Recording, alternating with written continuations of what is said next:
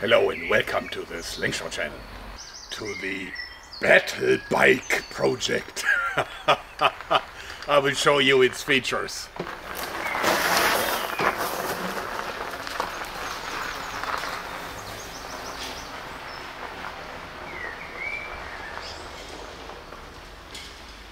About 2 years ago I bought this thing here in the pure bicycle version, so it's like a chopper bike.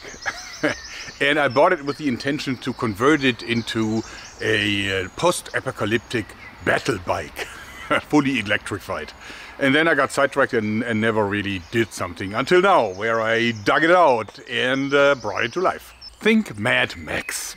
Think in a post-apocalyptic world you still need mobility. And of course a bicycle is a great way to stay mobile because you're independent. You can just, run this thing with your muscle energy.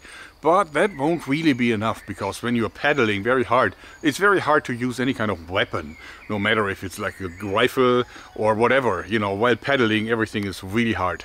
So I'm thinking maybe an e-bike would be a good option, since you can use your muscle energy if you want to save on electricity, but you can also ride the bike without any major effort, so you can actually fight sitting on the bike. So the project actually has 3 different stages. Stage number 1, electrify the bike, add an electric motor, and I've already done this, as you can see. Stage number 2, select the right weapon that you can use while on the bike. And number 3, marry the weapon with the bike in a way that you can actually fight with this thing while you're mobile, while you're riding the bike. That's not easy to do, but I think I managed.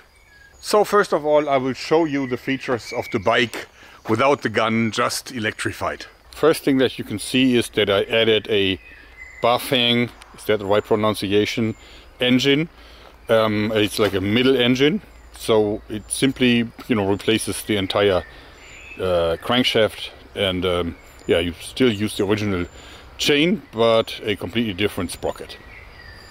And of course you also have a very heavy 48 volt battery, and mounted it as low as I can so the bike handles well.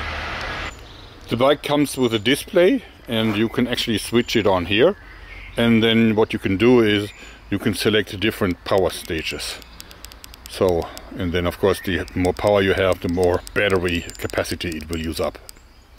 The kit does come with 2 additional brake levers, so you can just do this here and also on the other side. And what happens is that the system then registers that you're actually braking, and then will switch the power of the engine off immediately, so that you can really bring this thing to a halt. You also have a throttle, so when you press this, that's what's going to happen. But the same happens when you start to pedal.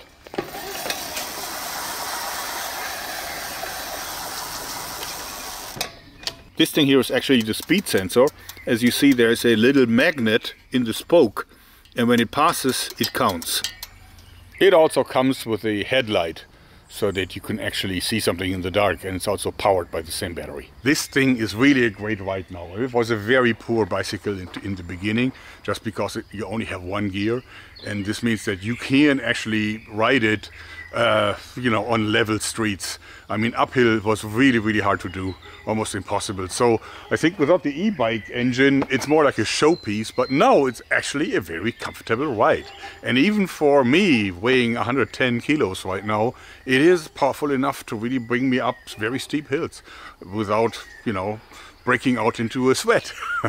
Now, as a weapon, I wanted to use something that is full auto, so I decided to use this one, the rubber rat-a-tat. Why am I using this one? I mean, first of all, it's also powered by electricity. Battery drill, Makita battery drill. It also has a very high rate of fire. It is reliable. It has an exchangeable magazine.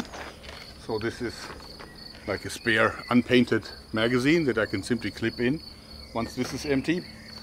And it is also fairly lightweight, because it's entirely made from wood with very few metal pieces, and of course the battery drill. And I love it because it fires so quickly.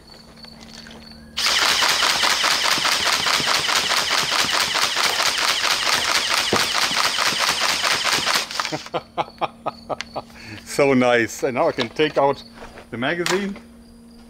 I can put in another one. Lock it in place. Press this lever here. And then we are in business again.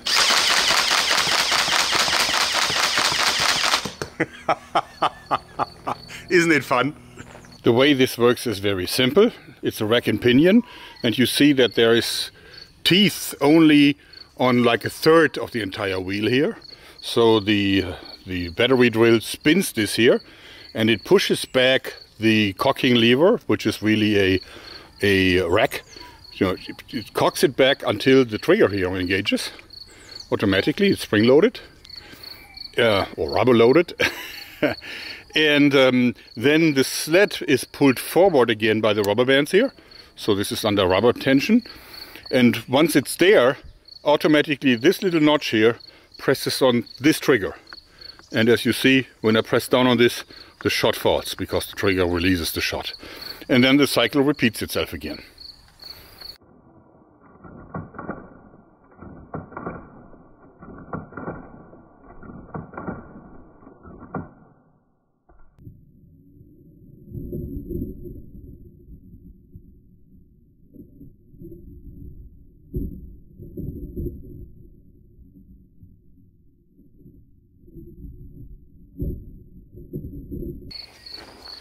So we have confirmed that this thing works rather well.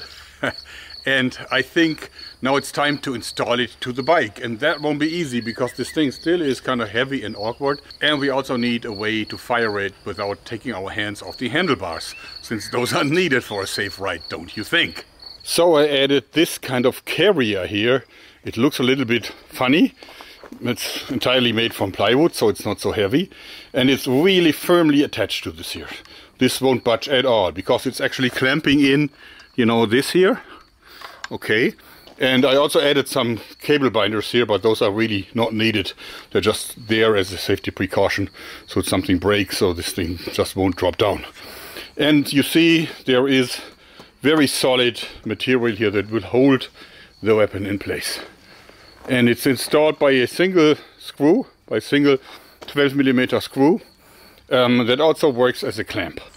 So this is the screw, and as you see I also installed like a little handlebar so that I won't need any kind of tools to install it and take it off again.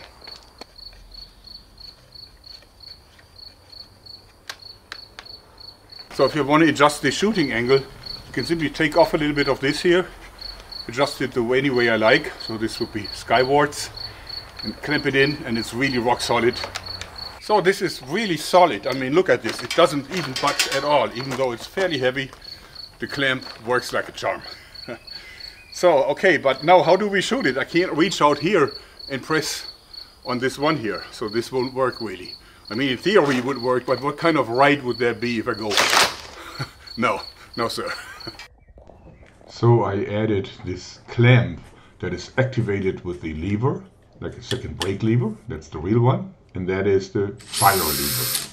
As you see, it works like a charm. And I didn't change anything on the drill. Okay, the best part comes last. Full on attack mode against the archery mat. See if I can hit it while I'm riding the bike. Would be interesting, never done that before.